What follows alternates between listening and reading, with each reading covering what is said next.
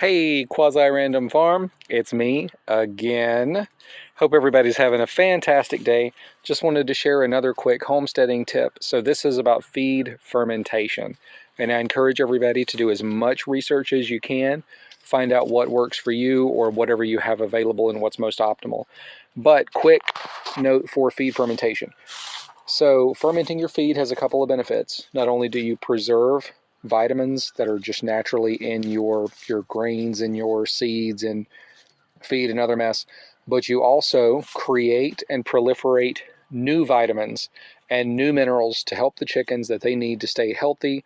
And just like fermented food, such as say kraut, is more easily digestible for a human, same concept for a chicken. So fermenting this is going to give you some vitamin B and amongst other things, niacin, just other random minerals and things, and it'll help your chickens. So super easy, economical as everything, and it's something you can do yourself. So this feed that I've got in this bucket here is going to swell up, and all the things we just talked about is going to start happening. All I need is literally 2 buckets, a random stick, or a PVC pipe if that's what you happen to have. You could even have like a random brick or something, and it's just to give a little bit of buffer so that the bucket 1 doesn't slide into the bucket number 2. And you're going to drill a couple of holes into the bottom. Easy, not an issue, just basic supplies. Or if you got a hammer and nail, you can nail a couple of holes into the bucket, pull the nail out. You don't need anything fancy. Literally just pour water over in, let it slowly drain and seep out from the tiny holes that you put in the bottom of the bucket into your other bucket. You're not wasting any water. You're just stretching your feed as far as you can, making it as optimal for the chickens as you possibly can, saving yourself some money so that you can invest in something else on your homestead. And so we're just going to do this one here because I need another one anyways, just to show you how quick, how easy. We're literally just drilling some holes. Trying to do this with one hand, sorry. Drilling a couple of holes. Reverse, take it out.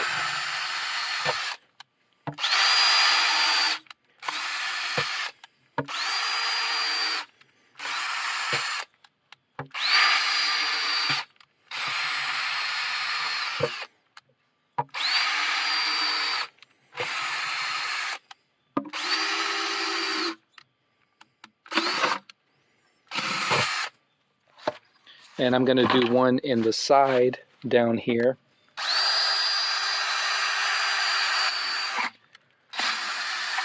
Just to help with the water drain out. And I've got my feed. So this is actually going to be used as my bottom bucket. So I'm just going to pour this in like so. Use this random bit of PVC pipe that I got right here.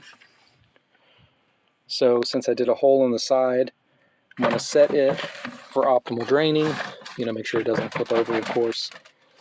And for what I do with my chickens, I always add a little bit of corn, simply because corn is very cheap and it's got a lot of nutrition for the chicken.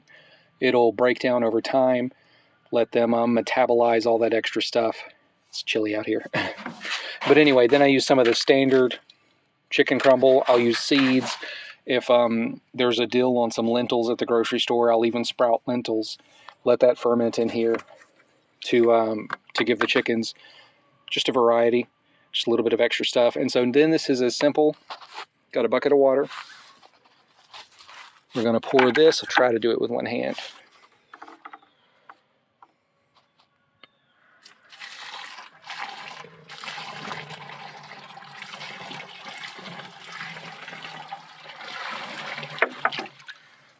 Okay, so let that soak. It's going to probably take an hour, hour and a half for that to drain out. Seeds and stuff might try to clog it. Really doesn't matter. That's just more time that it can soak up all that water. Let those nutrients start proliferating. It's going to be great. Optimal chicken food.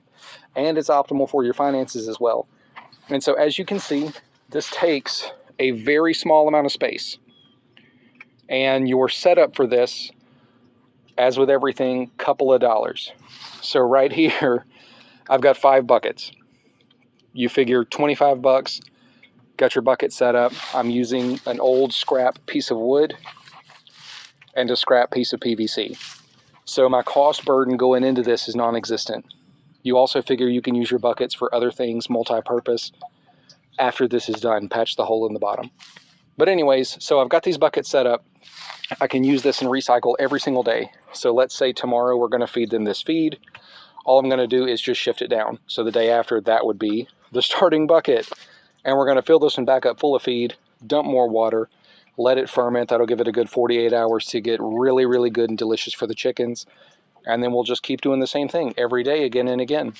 So you're optimizing the health of your animals. You're also optimizing the financial impact of having the animals so that your finances can work better, your homestead can work better, be more efficient, easy, super awesome.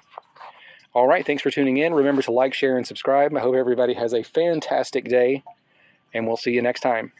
Thank you.